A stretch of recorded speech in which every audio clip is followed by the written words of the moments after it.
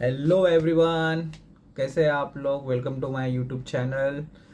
Basically ये video बनाने में मैंने एक न्यूज़ डिस्कस करना है आप लोगों से।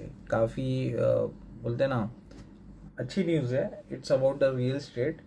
मतलब कि आज के टाइम में अगर मैं कहूँ, एक प्रोजेक्ट में 400 plus unit has been sold within a 7 days। एक हफ्ते में एक प्रोजेक्ट में 400 से ज़्यादा फ्लैट सोल्ड हुए जस्ट इन लॉन्च। क्या आप विश्वास करोगे? और जिसकी अगर मैं टिकट साइज़ की बात करूँ तो ticket size not less than 5 CR। विश्वास करोगे? हालांकि हम बहुत सारे प्रोजेक्ट्स देखते हैं जहाँ पे सोल्ड आउट होते हैं, यूनिट सोल्ड आउट होते हैं, जिसमें टिकट साइज रहते हैं 20 लाख, 30 लाख, 40 लाख, 50 लाख। उससे ज़्यादा के जो वैल्यू वाले प्रोजेक्ट्स रहते इतनी जल्दी सेल नहीं होते।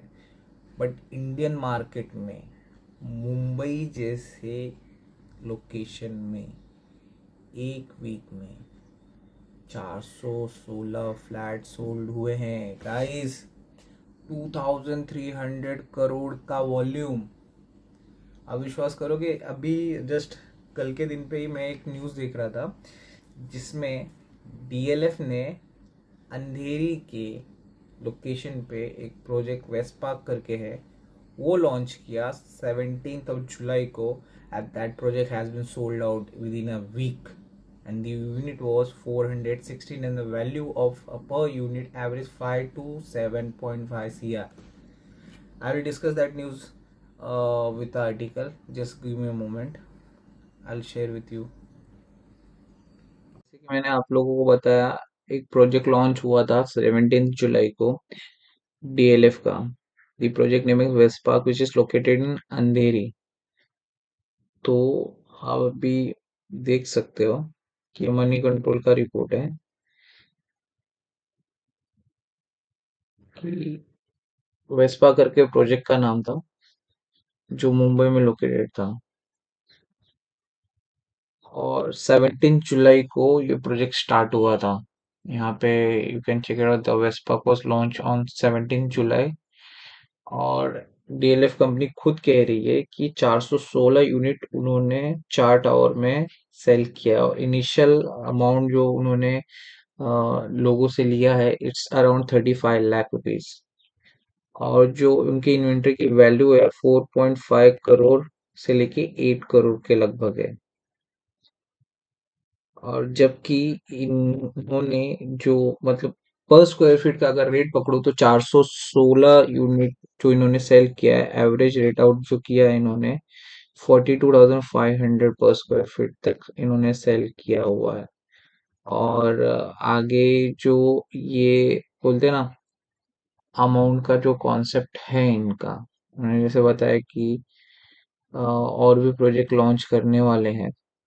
एंड जो करंट डिमांड है इनका 19 to 20% मिल चुका है। और भी बहुत सारी चीजें हैं। तो लेकिन मेरा कहने का मतलब ये है, जैसे कि आपने रिपोर्ट देख ली है मनी कंट्रोल की, कि उन्होंने बताया कि डीएलएफ ने एक हफ्ते में 416 यूनिट सोल्ड किए। तो मेरा कहने का मतलब यही है कि ये मिथ हो चुका है कि चीज़ें मतलब real estate is down, real estate is slow down या बबल बस्ट है। ऐसा कुछ भी नहीं है, ये जस्ट लोगों की बनाई गई रूमर्स है, मिथ है।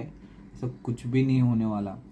रीज़न कि इंडिया में रियल स्टेट टोटली प्लान्ड है। गवर्नमेंट के थ्रू जो सब्सिडीज मिलती है, गवर्नमेंट के थ्रू जो सपोर्ट मिल रहा है रियल स्टेट को, आने वाले टाइम में रियल स्टेट मार्केट और नेक्स्ट लेवल होने वाला है। आज अगर हम लोग न्यूज़ जो भी कुछ देख रहे हैं रियल एस्टेट से रिलेटेड, तो आप देख सकते हो कि कितनी ग्रोइंग इंडस्ट्री बन चुकी है।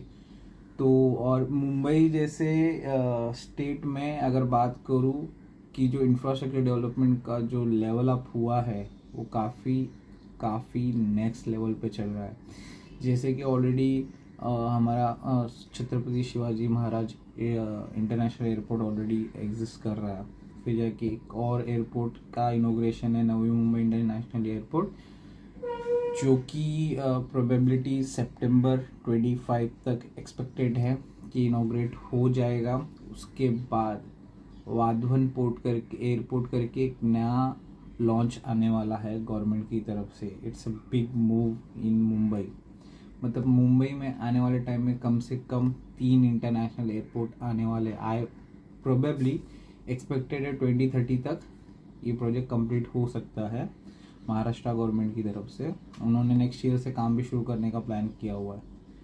तो Mumbai real estate market will be boom in next few months. तो stay tune with the new news. Thank you so much. Please subscribe.